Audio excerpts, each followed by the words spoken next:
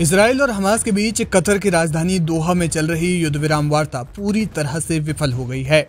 इससे गजा पट्टी में तनाव और मानवीय संकट गहराने की आशंका बढ़ गई है। इस गतिरोध में अमेरिकी राष्ट्रपति डोनाल्ड ट्रंप के हालिया बयानों की भी चर्चा हो रही है।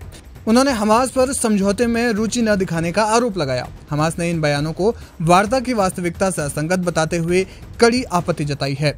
जनवरी 2025 में शुरू हुए युद्ध विराम, जिसमें 33 बंधकों की रिहाई और गजा में मानवीय सहायता की अनुमति दी गई थी, वो पूरी तरह से टूट चुका है। दोहा में आयोजित ताज़ा वार्ता में इसराइल ने 60 दिनों के अस्थायी युद्ध विराम का प्रस्ताव रखा, जिसमें हमास से 10 जीवित बंधकों और 18 मृत बंधकों के शवों की रिहाई के बदले फिलिस्तीनी कैदियों की रिहाई और गजा में सहायता बढ़ाने की बात कही थी।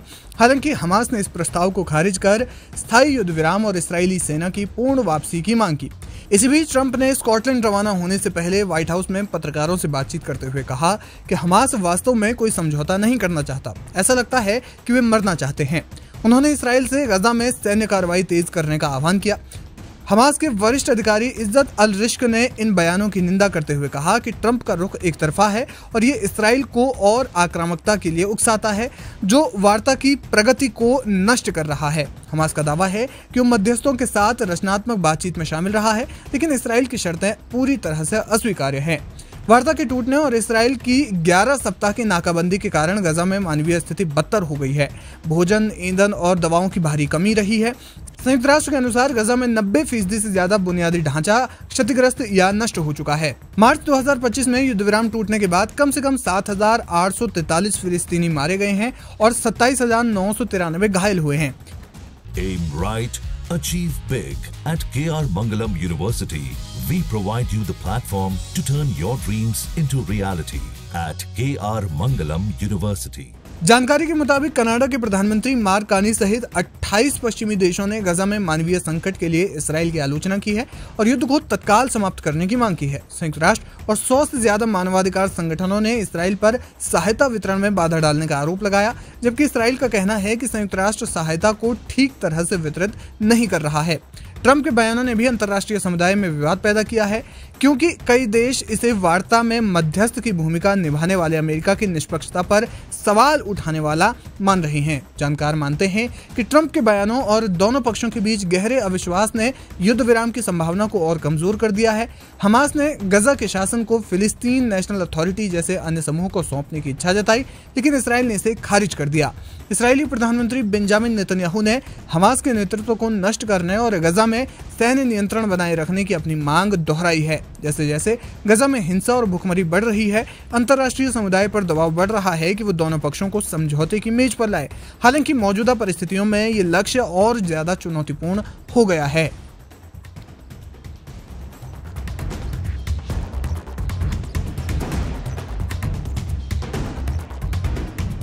गजा में मानवीय सहायता के ठिकानों पर लगातार हमले हो रहे हैं, जिनमें सैकड़ों लोगों ने अब तक जान गंवाई है। इसराइल ने कई बार आरोप लगाया है कि वो भोजन सामग्री को हमास तक पहुंचने नहीं देना चाहता और इसी वजह से वो कई बार इससे सख्त कदम भी उठाता है। यही वजह है कि गजा में मासूमों के साथ बर्बरता हो रही है। लेकिन इसी बीच एक अमेरिकी रिपोर्ट ने हैरान कर दिया है।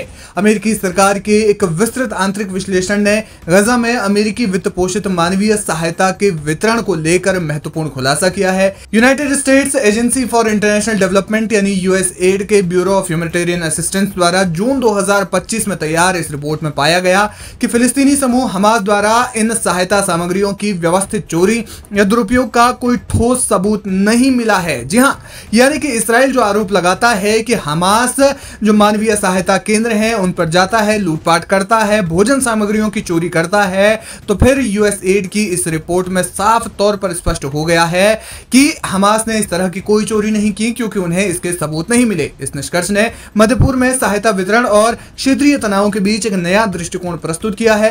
हालांकि इसराइल ने इस पर विरोध जताते हुए चिंता व्यक्त की।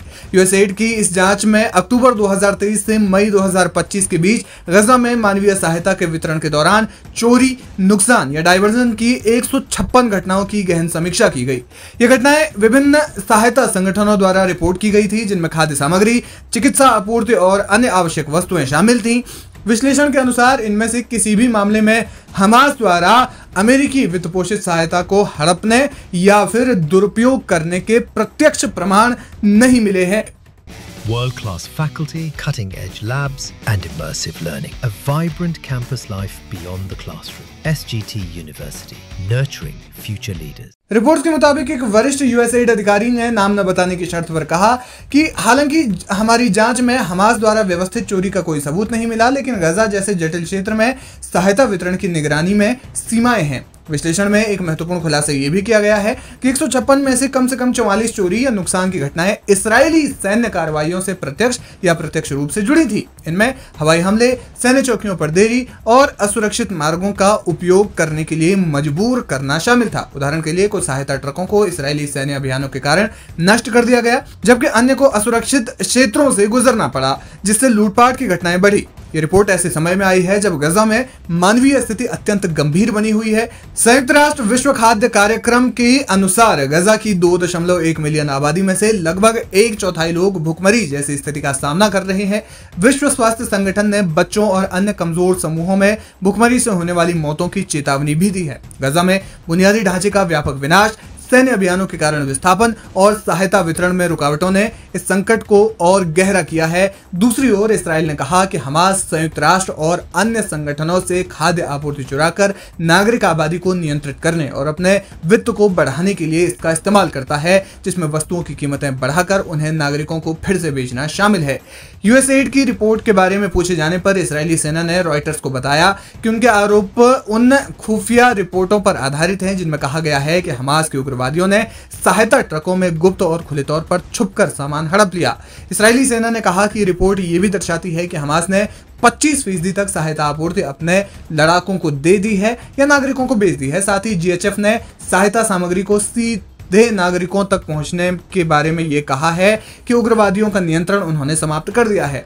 हमास ने इन आरोपों का खंडन किया है। बहरहाल जो भी कुछ है यूएसएड की इस रिपोर्ट में साफ तौर पर दिखता है। अब आपका इस पर क्या है कहना, हमें कमेंट सेक्शन में जाकर जरूर बताएं।